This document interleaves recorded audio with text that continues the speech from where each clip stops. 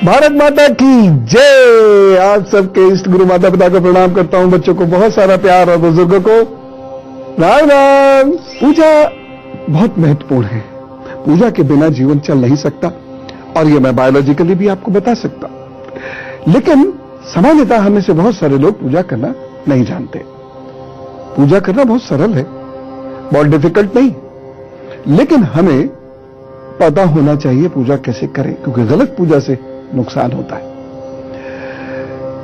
हाथ में जो माला का हम प्रयोग करते हैं उसको प्रयोग को कैसे करें, गृहस्थों को कौन सी पूजा करनी चाहिए, कब पूजा करनी चाहिए, क्या नहीं करना चाहिए, आज इन सब विषयों पर मैं बातचीत आपसे करना चाहता हूं। इसे सुनिए, क्योंकि मुझे मालूम है आप में से हर व्यक्ति पूजा करता है और जब भी आप मुसीबत में होते हो तो याद वही आता है और उससे बात करना ही तो पूजा है, उसको अपनी परेशानी बताना ही तो पूजा है। और क्या पूजा है?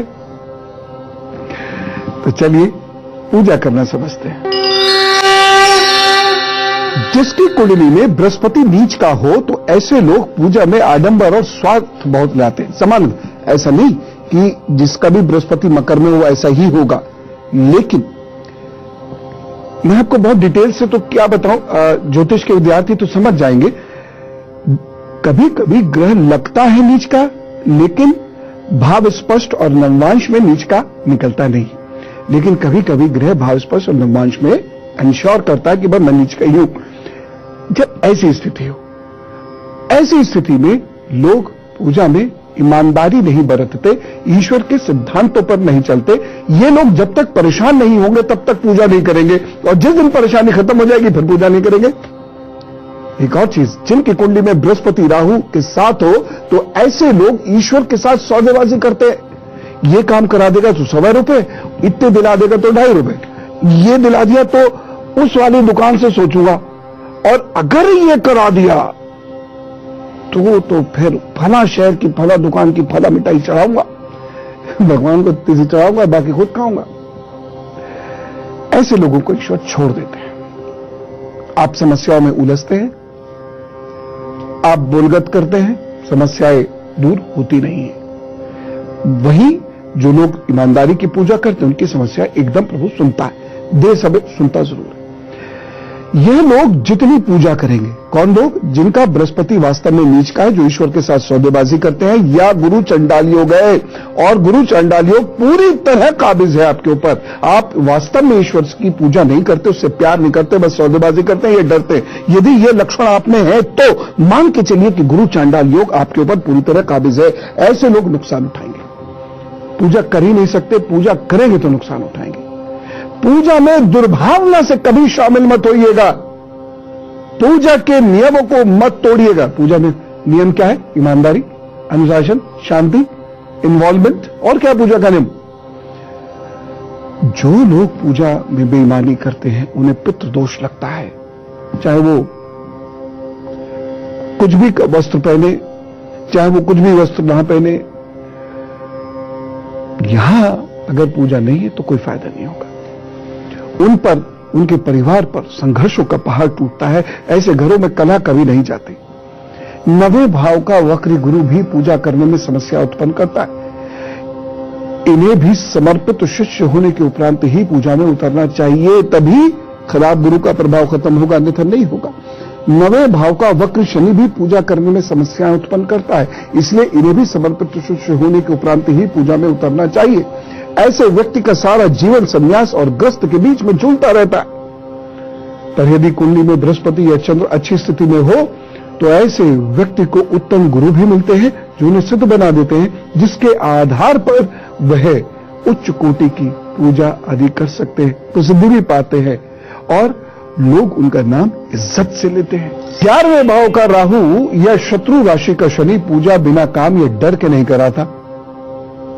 ऐसे लोग गन्ने की तरह से होते हैं, जब तक दबते नहीं ना रस नहीं देते। ऐसे लोग तंत्र या साधना को ईश्वर का पर्याय मानते हैं। देखिए, न मंत्र, न तंत्र, न कोई साधना, न कोई यंत्र, यह ईश्वर का पर्याय हो सकता है। ईश्वर ये उस तक पहुंचने के हस्ते मात्र है, ये याद रखिएगा। बहुत सारे लोगों को बहुत श्लोक मंत्र याद होते हैं, ईश्वर भूल जाते हैं। पहुंच जाएंगे क्या ईश्वर तक? कभी बल्कि पूजा से ऐसे लोगों को और कष्ट होगा। जितनी पूजा बढ़ेगी उतना कष्ट होगा। चलिए 4 लोग वेट करें, पहले दिन को प्लान करें, मेष वृषभ मिथुन और कर्क, उसके बाद मैं पूजा के गूढ़ रहस्य आपको समझाऊंगा। मेष राशि, विद्यार्थियों को परीक्षा में सफलता मिलती दिखाई दे रही है। इस दिन कार्य में उत्साह है, कुछ बढ़िया करके दिखाइए। बस एक सावधानी रखनी है, शत्रुओं से थोड़ा सावधानी बरतिएगा। अब उपाय क्या करेंगे मेष राशि के लोग? लाल वस्त्र धारण करेंगे, लेकिन जहां पर बुल हो, ऑक्स हो, वहां पहन के नहीं जाएंगे। वृषभ राशि, आज परिवार में मतभेद हो सकता है तथा गले से संबंधित परेशानी के योग हैं। सावधानी क्या करनी है? कठोर वचन मत बोलिएगा। और उपाय, धार्मिक स्थान पर श्रम का दान करें। मिथुन राशि, आज भाग्य आपका साथ दे रहा है, कार्य पूर्ण होंगे, मानसिक शांति महसूस करेंगे। एक सावधानी बरतनी जरूरी है, सेवकों से इस दिन जरा सावधान रहें। उपाय क्या करना है? आंवले का सेवन कीजिए, कार्य पर चलिए, अच्छा। कर्क राशि, आपके धन खर्च के योग बढ़ रहे हैं, व्यर्थ में यात्रा के भी योग है। सर में दर्द हो सकता है, सर में भारीपन महसूस कर सकते हैं। टेंशन की बात नहीं है, बस ये सावधानी बरतिएगा। इस दिन महत्वपूर्ण निर्णय मत लीजिएगा, खासतौर से धन संबंधी या करियर संबंधी। उपाय क्या करना है? जटा वाला नारियल जिसमें पानी भरा हुआ हो, वो अपने इष्ट को भेंट करें, काम पर चलिए, अच्छा होगा। पूजा से जुड़ी हुई कुछ बहुत खास जानकारी मैं आपको दे रहा हूं, इसे जरा ध्यान से सुनिए, समझिए और गांठ बांध लीजिए। पूजा का एक निश्चित समय होता है। सुबह की पूजा, देखिए पूजा क्या है? तीन पूजाएं सामान्यतः सनातन परंपरा के लोगों को अवश्य करनी चाहिए। वह क्या है? त्रिकाल पूजा, या बिल्कुल सिंपल से समझ लीजिए, जब भी सूर्य दूसरे समय में प्रवेश कर रहा हो तो वह संध्या का समय होता है, डॉन और डस्क जिसे आप कहते हैं, ठीक है ना? सुबह का समय होता है, शाम का समय, और एक होता है जब सुबह क्षितिज पर बिल्कुल सीधा होता है और फिर अस्ताचल की यानी पश्चिम की ओर जाना शुरू करता है, एक वो वक्त होता है। ये 3 वक्त पूजा के होते हैं। लेकिन फिर भी यदि आप बिल्कुल उस वक्त जब सूर्योदय हो रहा होता है, जब प्रथम किरण प्रसट होती है, यदि उस समय नहीं पूजा कर पाते हैं तो कोई बात नहीं, लेकिन सूर्योदय के 1 घंटे के भीतर आपकी पूजा अवश्य पूर्ण हो जानी चाहिए। सुबह को पूजा ना करके, जो लोग सुबह पूजा नहीं करते लेकिन 9-10 बजे पूजा करते हैं और दोपहर तक पूजा करते चले जाते हैं, उनकी पूजा निष्फल है। ऐसे देखिए, भक्ति यदि आप कर रहे हैं, जब आप यदि कर रहे हैं, कहीं भी करें, किसी वक्त करें, लेकिन पूजा या अनुष्ठान का एक निश्चित समय होता है। ये दोनों में फर्क समझ लीजिएगा। आप खाना बनाते बनाते हरे राम राम राम हरे हरे, आप सफाई करें, श्री कृष्ण गोविंद हरे मुरारी, सब चलता है। लेकिन जो पूजा का है, पूजा का ध्यान का वो निश्चित समय नहीं। तो जो लोग कभी भी पूजा करते हैं और घंटों तक पाठ, ये पाठ फिर वो पाठ फिर वो पाठ, उनको मानसिक परेशानियां घेर सकती हैं, अस्वस्थ होता है शरीर, क्योंकि बृहस्पति साथ नहीं देता। संध्या अवश्य करिएगा, खासतौर से शाम की संध्या, साय संध्या अवश्य कीजिए। देर रात बहुत सारे लोग पूजा करते हैं, देर रात पूजा की जाती है, लेकिन गुरु निर्देश के बिना देर रात की पूजा ना करें। निशीत काल, महानिशीत काल आदि की या ब्रह्म मुहूर्त की पूजाएं ये विशेष होती है। इस समय साधना काल होता है, वह साधना की जाती है, इसलिए वह गुरु निर्देश में ही आपको करनी होगी। कुछ विशेष पूजाएं 9 बजे से पहले जरूर करें। पूजा की कुछ और विशेष बातें, लेकिन उससे पहले सिंह, कन्या, तुला, वृश्चिक का हाल, क्योंकि इन्हें दिन प्लान करना है, पहले जल्दी से बता देते हैं। सिंह राशि, पुराने दोस्त से भेंट हो सकती है, बातचीत हो सकती है, मित्रों का सहयोग भी मिलेगा और इस दिन धन लाभ के योग हैं। सावधानी रखनी है, बस एक कमर का ध्यान रखें। उपाय, गरीबों को सरसों के तेल का दान कीजिए। कन्या राशि, आज आपको उच्च अधिकारी की कृपा प्राप्त होगी, अच्छे लोग मिलेंगे, आपकी प्रशंसा करेंगे, आपके सीनियर्स स्कूल कॉलेज में, टीचर्स और साथ साथ बॉसेस भी। हाँ, सरकारी नौकरी की आप कोशिश कर रहे हैं तो इस दिन सफलता के योग है, इसलिए जम के पढ़िए लिखिए, इस दिन बनाए गए नोट्स बड़े काम आएंगे। बस एक सावधानी, यदि आप आग पर कार्य करते हैं या बिजली के उपकरणों को लगा रहे हैं, जरा सतर्क रहिएगा इस दिन।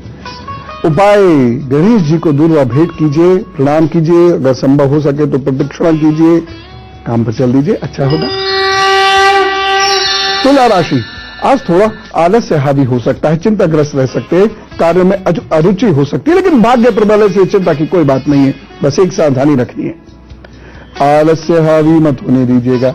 और उपाय, मंदिर में केले का दान करें या कुछ गरीब जन आपको कोई मिले उनको केला खिला दीजिएगा। अच्छा दिन है, चिंता न करें। वृश्चिक राशि, आज उलझन की स्थिति बनी हुई है, स्वास्थ्य के प्रति जरा सचेत रहें। सावधानी क्या करना है, वाहन चलाते वक्त या यात्रा में आप बैठकर भी कहीं जा रहे हैं तो थोड़ा अलर्ट रहिएगा। उपाय क्या करना है, हनुमान चालीसा का पाठ कीजिए, अभी अभी बैठिए, कीजिए, काम पर चलिए, अच्छा होगा।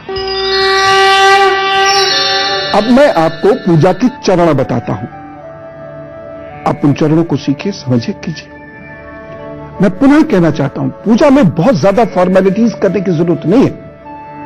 जो पूजा की वास्तविकता है, एक क्षण को भी आप उससे मत हटिए। हम क्या करते हैं, ये चढ़ाओ, ऐसे चढ़ाओ, ये से चढ़ाओ, दाएं से खड़े होकर चढ़ाओ, बाएं से खड़े होकर चढ़ाओ, ऐसे घूम के करो, ये करो। पहले आप अपने और भगवान के बीच का संबंध स्थापित कीजिए, बाकी चीज फिर भी होती रहेगी। सबसे पहले क्या, ध्यान से आवाहन कीजिए। ध्यान में बैठे प्रभु को बुलाओ तो सही ना, ध्यान से आवाहन कीजिए, फिर उन्हें आसन प्रदान कीजिए, उनका स्वागत कीजिए, फिर उनके पैरों का पदाभिषेक जिसे कहते हैं वह कीजिए, फिर उनका जलाभिषेक कीजिए, फिर पंचामृत अर्पण कीजिए जिसमें दूध हो, दही हो और गाय का घी हो, शहद हो और खांड हो, शुगर मत डाला कीजिए पंचामृत में। उसके बाद स्नान कराइए, वस्त्र दीजिए, गंध दीजिए, अक्षत दीजिए, फिर अर्पण कीजिए, फिर सिंदूर लगाइए या चंदन का तिलक लगाइए, पुष्प भेंट कीजिए, फिर धूप दीजिए, फिर दीप प्रज्वलन कीजिए। उसके बाद नैवेद्यम अर्पण कीजिए, चावल, फल, मक्खन, खांड ये उन्हें अर्पित कीजिए, फिर यज्ञ कीजिए या जप कीजिए। जप दो प्रकार का होता है, नाम का जप या मंत्र का जप। इसके बाद फिर आरती कीजिए और क्षमा प्रार्थना जरूर कीजिए, क्योंकि पूजा में गलती हो सकती है तो प्रभु को बता दीजिए, भाई हम तो ऐसे ही अनपढ़ कर गए गलती, अब आप देख लेना, प्रभु को भी पता था मेरा बच्चा ही है, कोई बात नहीं। फिर ध्यान कीजिए और दान संकल्प भी आप करिए। प्रमुख पूजा दिवस जो होते हैं उनमें कुछ विशेष संकल्प आपको लेना होगा, मेरा निवेदन है, मैं आदेश नहीं दे रहा हूं। जीवन को भौतिकता से अध्यात्म की ओर मोड़िए। और मैं फिर कह रहा हूं, धन कमाना अध्यात्म की राह की बाधा नहीं है। धन दायित्व के लिए कमाया जाता है, धन में उलझना नहीं, दोनों अलग अलग चीज है। धन आपका नौकर है, आप धन के नौकर नहीं। और मैं तो मानता ही हूं, मेरी फिलॉसफी बिल्कुल क्लियर है, धन धन है, इसको इकोनॉमिक्स की भाषा में लिक्विड कहिए। ये लक्ष्मी नहीं है, लक्ष्मी है श्री, यानी सुख, आनंद। चलिए अब धनु, मकर, कुंभ और मीन का हाल जान लेते हैं। धनु राशि, सुख की वृद्धि होती दिख रही है, रुका हुआ धन वापस आ सकता है, जमकर कार्य करेंगे। सावधानी क्या रखनी है, जो आपके सहयोगी हैं, सेवक हैं, अनुचर हैं, उनसे सावधान रहें। अब उपाय पर जरा नजर डालें। बृहस्पति को इस दिन आपको प्रसन्न करना है, पीली मिठाई बांटनी है, अपने गुरु जी को प्रणाम कर लीजिएगा, बस काम पर चल दीजिएगा, अच्छा होगा। मकर राशि, आज आप चिंता से मुक्त होकर कार्य करेंगे, शत्रु भी आपके शांत रहेंगे, दिन अच्छा है, कुछ नया सोचिए, बड़ा सोचिए, कर जाइए। सावधानी, धार्मिक व्यक्तियों के कार्यों में उलझन पैदा मत कीजिएगा, चाहे वो घर के या बाहर हो, सब अपना अपना काम करें। उपाय, अनुलोम विलोम करिए, नीले बिंदु पर ध्यान कीजिए, बड़े से बड़ा संकट प्रभु के पास से टलेगा। कुंभ राशि, मन में एकाग्रता की कमी हो सकती है, तामसिक विकृत विचारों की अधिकता रह सकती है, इसकी वजह से आपकी निंदा हो सकती है, प्रतिष्ठा में कमी आ सकती है, एक सावधानी बरतनी जरूरी है। भावनाओं को संयमित रखिएगा इस दिन। और उपाय क्या करेंगे, गरीबों को केले का दान कीजिएगा। मीन राशि, कार्य में विघ्न रह सकता है और मानसिक तनाव बढ़ सकता है, संतान के कारण थोड़ी चिंता भी हो सकती है। सावधानी, निंदा मत कीजिएगा, बुराई मत कीजिएगा, चुगली तो बिल्कुल मत कीजिएगा, नहीं तो आपका नुकसान होगा। उपाय क्या करना है, प्राणायाम कीजिए, पूरक कुंभक रेचक मैंने बताया आपको, प्राणायाम कीजिए, ग्राम ग्रीन गुरुम सा गुरुवे नमः का 11 बार जप कीजिए, काम पर चल दीजिए, अच्छा होगा।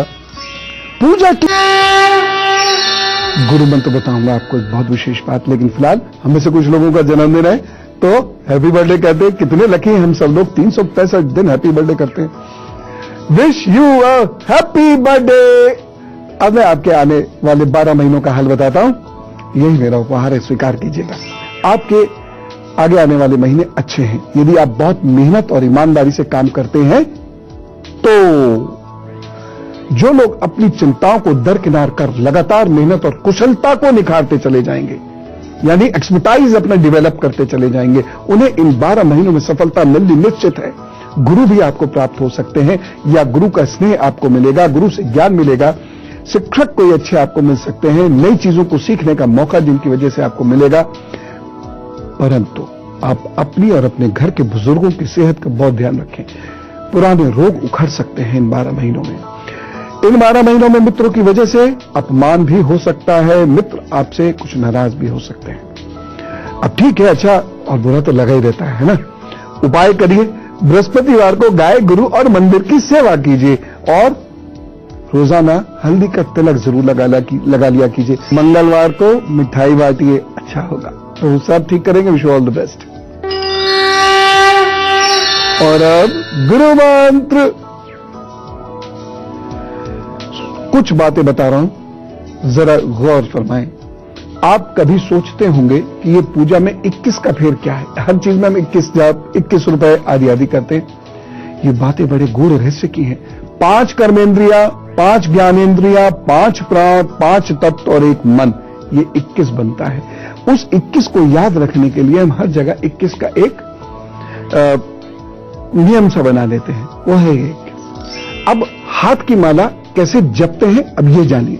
हाथ की माला इस तरीके से, ये वाली उंगली माला में नहीं लगानी, इस प्रकार से माला रखेंगे। ये अंगूठा ये मिलाई, इस पे माला को टांग दिया। अब इससे आगे बढ़ाएंगे ऐसे, ये ऐसे, ठीक है ना। ये आप इसमें अंगूठे का भी प्रयोग कर सकते हैं, क्योंकि जैसे ये भारी माला है, ये ऐसे आगे नहीं बढ़ेगी। तो मैंने क्या किया, इसको अनामिका पे टांग दिया और ऐसे कर लिया। और अब मध्यमा से मैं इसको आगे बढ़ा रहा हूं और इसमें थोड़ा थोड़ा अंगूठे का बल दे रहा हूं, जिससे ये आगे बढ़ रही है। ओम ओम ओम ओम, इस तरीके से ये बढ़ रही है। लेकिन ये नहीं लगाना, इसका नहीं लगाना, ये दोनों उंगलियां दूर होती हैं। इसी मुद्रा को मृग मुद्रा कहते हैं। इसी से समिधा डालते हैं यज्ञ में, जो सामग्री हम डालते हैं वो इसी मुद्रा में डालते हैं और इसी मुद्रा में माला जपते हैं। समझ में आएगा। बहुत सारे लोग उंगली से जपते हैं, हाँ उंगली से जप सकते हैं, ऐसी कोई बात नहीं है। बहुत सारे लोग सिक्कों से जपते हैं, सुपारी से जपते हैं, कमलगट्टे से जपते हैं, ठीक है, जैसे भी हो, गिनना ही तो है। लेकिन कुछ चीजें अभी मैं बताऊं तो किसी दिन डिटेल से बताऊंगा, लेकिन कुछ चीजें हाथ में होने से परिणाम बहुत उच्च कोटि का मिलता है, जैसे रुद्राक्ष, जैसे कमलगट्टा। चलिए इसके बारे में फिर कई बात करेंगे। फिलहाल एक मूल वाक्य है, मैं जो देखूं जरा मेरे भक्त लोग उस मूल वाक्य को बोल सकते हैं कि नहीं बोल सकते, बताऊं। हे मेरे इष्ट, ये पूजा करा कीजिए रोजाना। हे मेरे इष्ट, मेरी तमाम गलतियों के लिए मुझे क्षमा करना और मैं भी उन सारे लोगों को क्षमा करता हूं जिन्होंने मुझे कष्ट दिया है। कह के देखिएगा, हे इष्ट मुझे मेरी गलती के लिए क्षमा करना और मैं भी उन सारे लोगों को क्षमा करता हूं जिन्होंने मुझे कष्ट दिया है। हिम्मत नहीं होगी ऐसा करने की, क्योंकि हम तो क्या पूजा में बैठे, मेरे पड़ोस वालों ने मैं ये किया था, मेरे पड़ोसी ये कर देना, काम बने ही ना, उसके स्कूटर में पंचर हो जाए।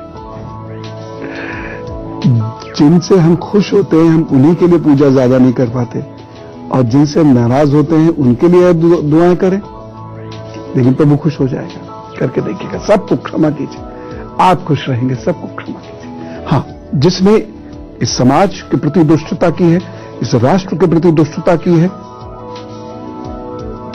उसे कानून निपटेगा। इस विधि से जो लोग पूजा करते हैं उन्हें ईश्वर का स्पंदन प्राप्त होता ही है। ध्यान अवस्था में